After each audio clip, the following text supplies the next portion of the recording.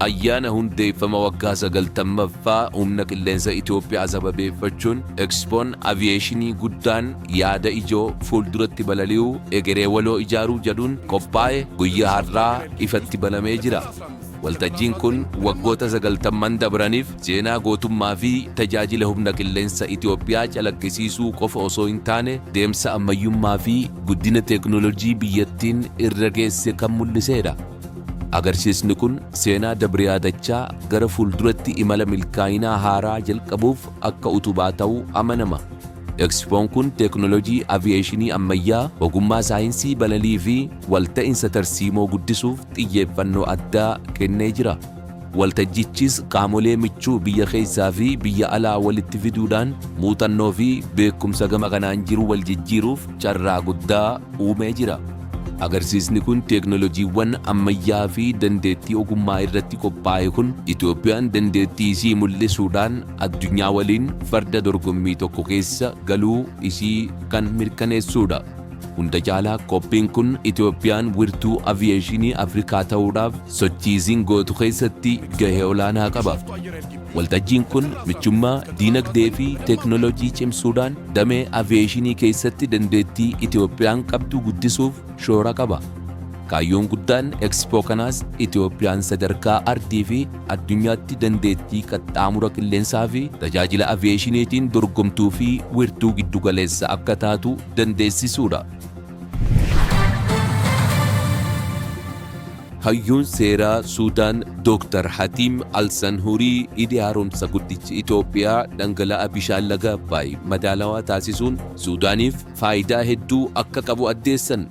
Akka ibsa isaanitti hidhichi balaa lolaa hir'isuu dabalatee kuufama kosii hidha Rooseres keessatti uumamu hambisuun umrii hidha Suudaan ni dheeressa. Akkasumas Suudaan humna ibsaa gatii madaalawaan akka argattu gochuun misooma diinagdee biyyattii ni ariifachiisa. Dr. Al-Sanhuriin Itoophiyaan qajeeltowwan seera idil-addunyaa bu'uureeffachuun naannoo isii irratti qabeenya isii fayyadamuuf mirga guutuu akka qabdu mirkaneessuun waliigalteewwan bara koloneeffataa haqa hin qabnee fi Itoophiyaa kan hin dirqisiifne ta'uu qeequun biyyoonni yaa'a laga Abbaay hundi itti fayyadama haqa qabeessatti ce'uu akka qaban dhaaman. Dhumarratti ijaarsi hidha haaromsa guddichaa diizaayina saayinsawaa irratti hundaa'uu isaa dinqisiifachuun falmeen jiru saayinsii fi seera idil-addunyaa qofaan furamuu akka qabuu fi walta'iinsi biyyoota gidduu jiru faayidaa waliiniitiif murteessaa ta'uu hubachiisanii jiru. Ministeerri dhimma alaa Jarman Johan Wadephol gahee Itoophiyaan gaanfa Afrikaa keessatti nageenya mirkaneessuu fi shororkeessummaa loluuf qabdu faarsanii jiru. Daldala addunyaatiif tasgabbiin galaana diimaa murteessaa ta'uu eeruun Itoophiyaan buufata doonii amanamummaa qabu dhaqqabuun isii barbaachisaa ta'uu hubachiisan. Jarman guddina diinagdee fi ammayyummaa Itoophiyaa dinqisiifachuun piroojektonni akka buufata xiyyaaraa haaraa Bishooftuu walta'iinsa biyyoota lamaaniif carraa gaarii ta'uu ibsan.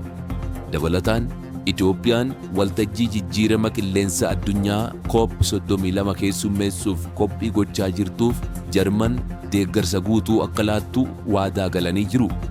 Ministeerri dhimma alaa Itoophiyaa Dr. Geediyoon Timootewoos hariiroo dippiloomaasii waggaa 120 kabajuun tumsa qonnaa, barnootaa fi leenjii ogummaa irratti qaban cimsuuf walii galanii jiru.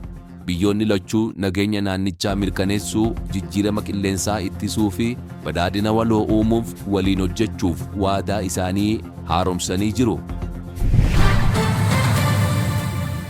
Itoophiyaan waltajjii diinagdee addunyaa 2026 irratti karoora misoomaa dhiyeessitee jirti.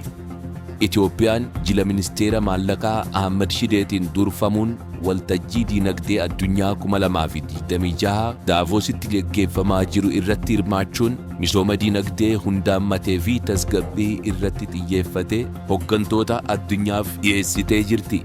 Ministeerichi Itoophiyaan keessumaa naannolee baadiyyaatti dhaqqabummaa eegumsa fayyaa fooyyessuuf teeknooloojii dijitaalaa fi aartifishaal intellijensiitti fayyadamaa jiraachuu isii ibsuun sirna fayyaa cimsuuf walta'iinsi gargaarsa maallaqaa yeroo dheeraa barbaachisaa ta'uu cimsanii dubbatanii jiru.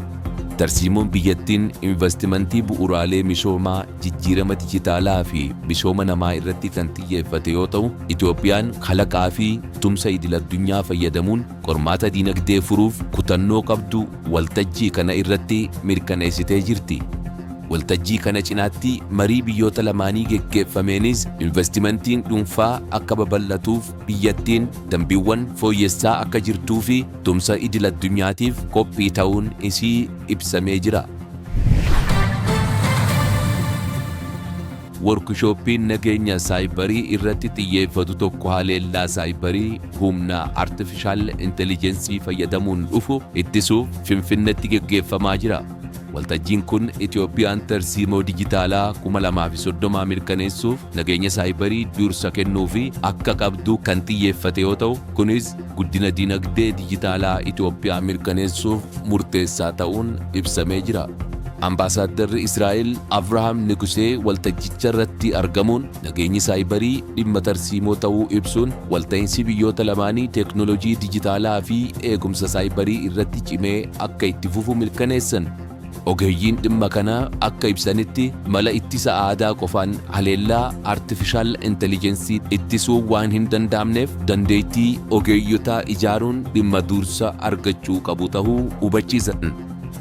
Itoophiyaa keessatti tajaajilli dijitaalaa fi fayyadamni bilbila harkaa bal'achaa dhufuu isaa wal qabatee namoota dhuunfaaf hubannoo uumuun haleellaa saayibarii ittisuuf karaa bu'a qabeessa ta'uu eeranii jiru.